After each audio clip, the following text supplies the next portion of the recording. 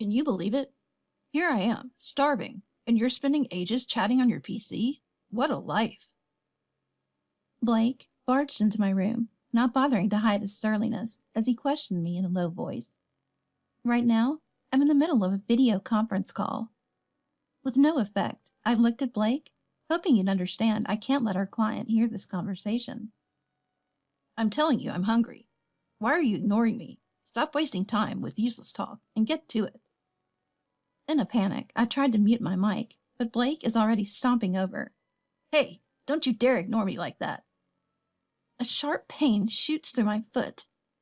Blake had kicked my right foot, still putting weight on it. I had just recently broken it. Even with the cast on, Blake didn't hesitate to strike my foot. With a face twisted in distaste, he points toward the kitchen. The one who finally spoke to Blake, who only cared about his own meal, was me. My name is Samantha. I work as a company employee. I met Blake through work when I was 26 and we started dating. He was 10 years my senior, but I was drawn to his mature, calm demeanor and his kind nature.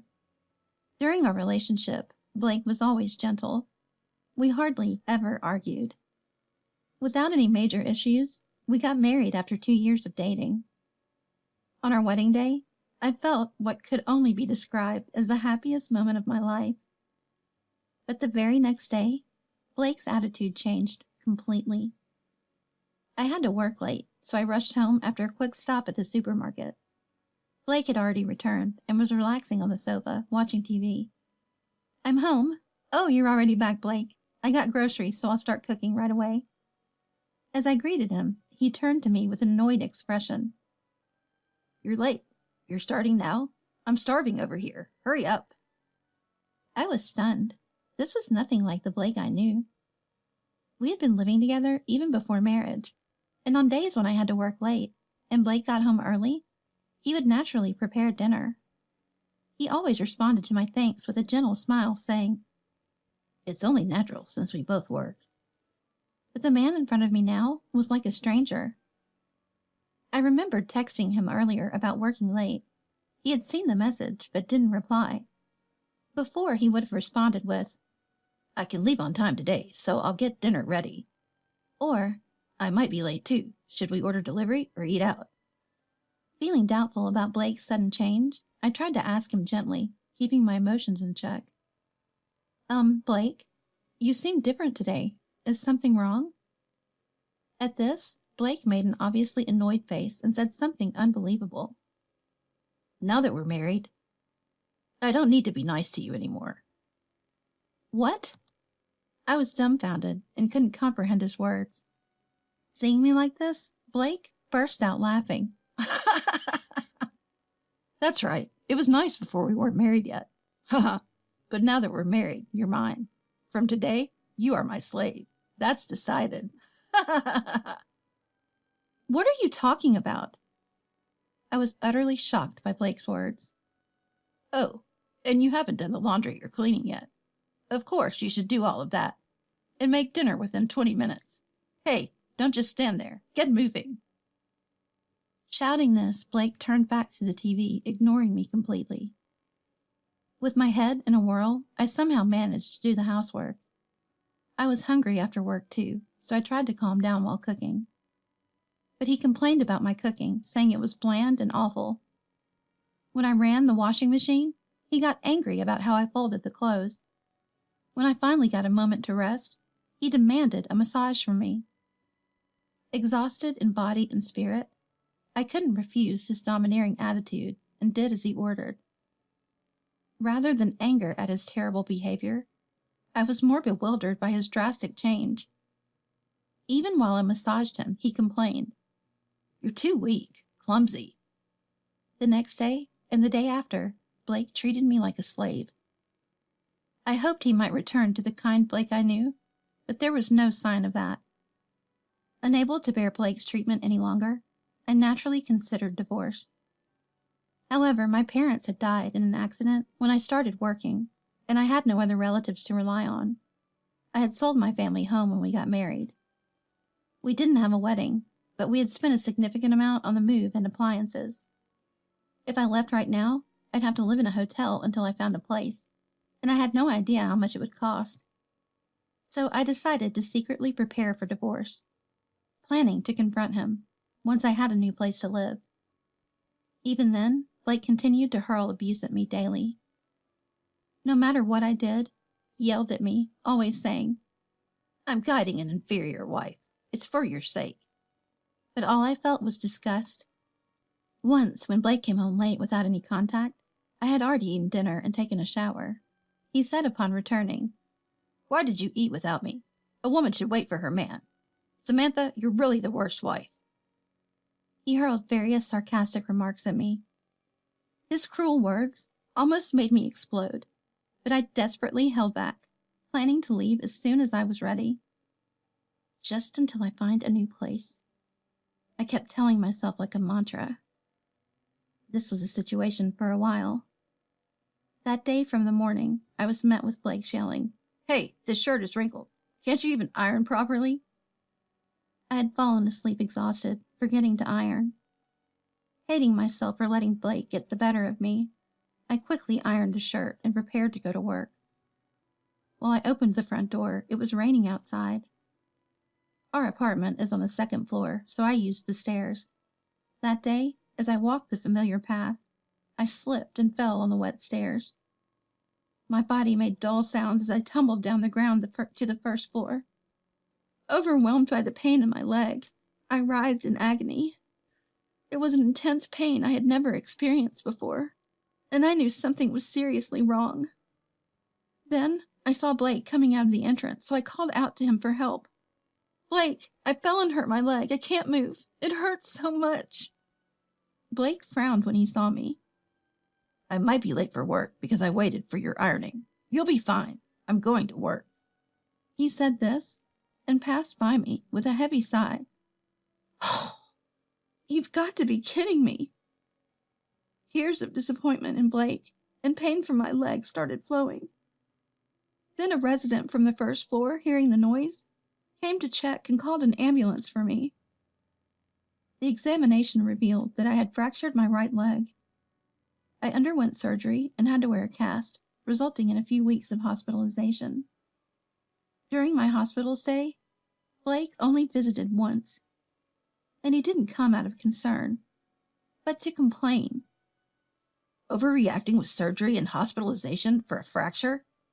You are my slave, so get back and do the housework. Seriously, you even called my office, making others go there and check on you. You cause all this trouble and don't even apologize." He spat out these words and left without listening to anything I had to say. I knew it, but not a word of concern for me came from Blake's mouth. I had called his office because I couldn't reach him on his mobile phone.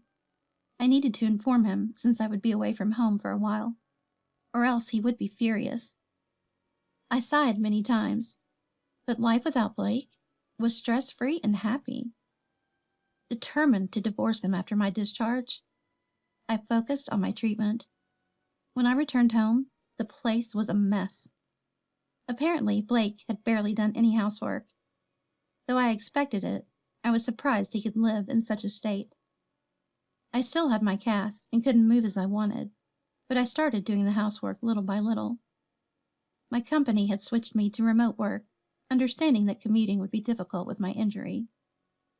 A few days after my discharge, while I was on a video conference call, Blake slowly opened the door and entered. "Here I am, starving, and you're just chatting on your PC." I couldn't let my client hear this and glared at Blake. He turned red and shouted, "What's with that look?" I reached for the mouse to mute the mic, but Blake stomped over to me. "Don't you dare ignore me." He kicked my right leg, still in its cast, and even stepped on it with his full weight. "Hey, slave, get started on the food, useless." Blake kept kicking my leg while yelling. My leg not fully healed was kicked, and I let out a groan of pain. "Oh!" "Causing me trouble and flirting with other men. You still don't understand who you belong to." Then the person on the video call sternly said to Blake, "Is that all you have to say?" Blake looked surprised and turned to the PC.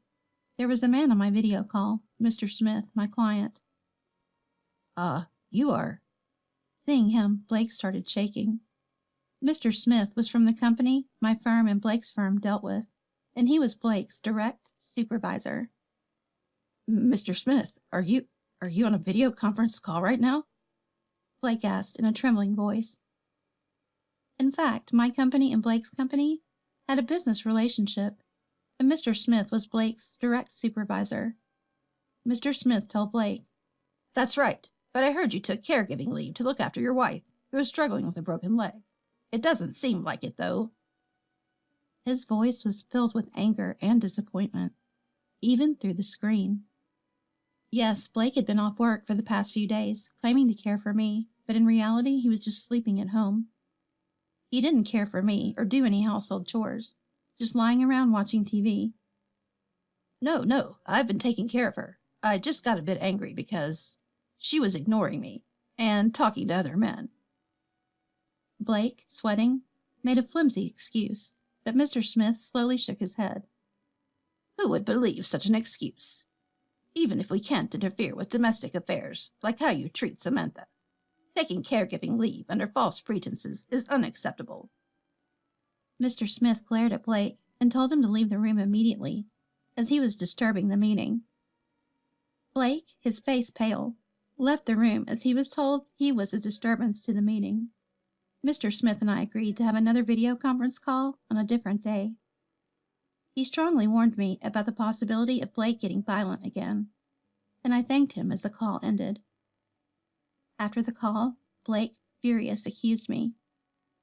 "If my reputation suffers because of you, Samantha, I was just about to get a promotion. If I lose that opportunity, it's your fault. Don't drag me down, you slave." If it were the old me, I would have been terrified of Blake's demeanor, and would have just apologized and waited for him to calm down. But the scene I had just witnessed gave me strength. Remembering how Blake trembled in front of Mr. Smith, I felt this was my chance. I let out a loud sigh so Blake could hear, and said coldly, "Let's get a divorce." I had already found a new place and was planning to bring up divorce today or tomorrow anyway. Blake looked shocked for a moment, but then laughed mockingly. "Where will you go, Samantha? You have no parents or relatives to rely on. You have no choice but to live as my slave. Instead of joking around, go ahead and explain to Mr. Smith that I'm not the bad guy." "This is no joke. I can't live as your slave. I've been prepared for a divorce from you for a long time. I'm ready now, so let's divorce." When I said this calmly, Blake realized I was serious and got angrier. "Don't joke around, Samantha. I will never allow a divorce. Do you think I was kind to you for 2 years for nothing? I finally got a slave. I won't divorce. Want to be kicked again?" "If you don't agree to the divorce, I'll send this recording of your abusive language to Mr. Smith. That will do more than just ruin your promotion. Your company is strict about compliance." "What? You recorded me?" Blake was shocked and wide-eyed. "Yes, but I won't tell you where I hid the recording device. I don't want you to take it. It's pointless to try to force me to tell you. If you touch me now, I'll call the police immediately." After I firmly declared this, Blake thought for a while, and then, as if giving up, blurted out, "Fine. I don't want to be with a jinx like you. Let's divorce. Leave in a few days. I'll stay in a hotel, and when I come back, you better be gone." After saying this, Blake left the house. I sighed in relief, smiling. Good. I can finally get a divorce. In fact, saying I had recorded it was a lie. It was a spur-of-the-moment fib because Blake was more resistant to divorce than I had anticipated. But the bluff worked, and I was able to get the divorce, which filled me with joy. I packed my things in the next few days, and after the cast was removed, I successfully contracted a new place. After filling out my part of the divorce papers, I left them on the table at home and moved out. Soon after, I received a text from Blake. "I filed the divorce papers. Feels refreshing to be rid of a terrible woman like you, Samantha. Ha ha ha ha. Just so you know, don't send that recorded audio to Mr. Smith or anyone else." I didn't reply, but blocked Blake and set my phone to reject his calls. And so my short marriage with Blake came to an end. Blake probably just wanted a slave who would do everything he wanted. What does he think people are? He probably thought that without parents, I would just obey him and not run away once we were married. During our relationship, I never noticed Blake's true nature. If only I had realized before getting married. I was disgusted with my inability to judge men. I thought I'd had enough of romance for a while. 3 months had passed since my divorce from Blake was finalized.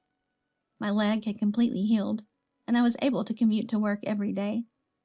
That day, as usual, I finished my work and left the office. Then, a short walk from the office, someone called out, "Samantha?" Surprised, I turned around to see a man with a pale face. Blake?" It took a moment to recognize him, but it was unmistakably Blake. He used to be healthy-looking, slightly overweight, but now he was emaciated. Regardless of his appearance, I didn't want to see Blake again, so I felt disgusted that he had ambushed me. "Did you ambush me? Please stop. It's annoying." "But you won't answer my texts or calls. I had no choice but to wait here. I don't even know where you live now. I just wanted to see you so badly." Blake's voice was different from before, lacking energy and sounding weak. "So what do you want? You must have an important reason to see me like this. I have nothing to do with you, though."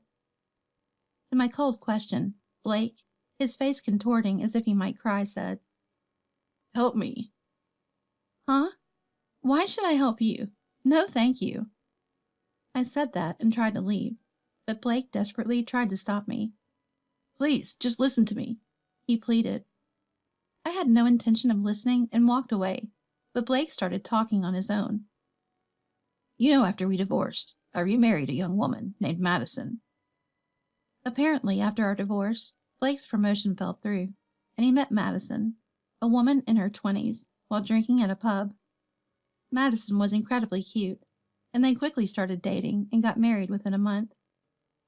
"But after we married, Madison changed. She became extremely possessive and emotionally unstable. If I try to instruct her, she cries hysterically. I can't handle her." Blake, with a vacant look in his eyes, continued. To that, I couldn't help but smile and say, "Oh, changing after marriage, just like you. A match made in heaven. I'm glad you found a suitable wife."